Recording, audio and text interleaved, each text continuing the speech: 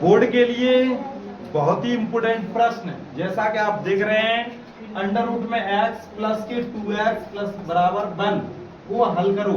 ये हल करना है। इसमें देखना अंडर रूट में x इस तरफ रहने देंगे और 2x उस तरफ लेके जाएंगे तो ये माइनस के 2x और दोनों पक्षों का वर्ग करेंगे। दोनों पक्षों का वर्ग करने पर देखेंगे तो ये अंडर रूट में x का वर्ग हो जाएगा इक्वल टू 1 माइनस के 2x और इसका वर्ग होगा। तो देखेंगे अंडर रूट x का वर्ग करेंगे तो ये x हो जाएगा x इक्वल टू देखेंगे सोनी देखना एक का वर्ग प्लस 2x का वर्ग माइनस 2 इंटू ए इंटू बी। देखना इस प्रकार से हमने ये खोल लिया a माइनस बी का होल स्क्वायर। तो देखना x इक्वल टू एक का वर्ग 1 रहेगा प्लस 2 का वर्ग 4 और x स्क्वायर माइनस के 2 दूनी 4 और ये x। इस प्रकार से देखेंगे देखना 4x स्क्वायर माइनस के 4x और ये x उस तरफ जाएगी तो माइनस की x हो जाएगी और ये प्लस 1 है और इस तरफ हमारा 0 बचेगा।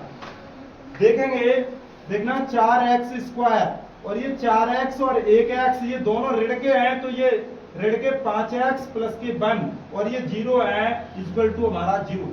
तो देखना अब इसे हमें द्विघात समीकरण जैसे भी हल करते हैं श्रीधर आचार्य जी के सूत्र से भी आप इसे हल कर सकते हैं और यदि करना चाहो गुणनखंड से देखना 4 एकम 4 ऐसी दो संख्या पता कीजिए जिनका गुणा करने पर 4 आ जाए और देखना जोड़ने पर इसका 5 आ जाए।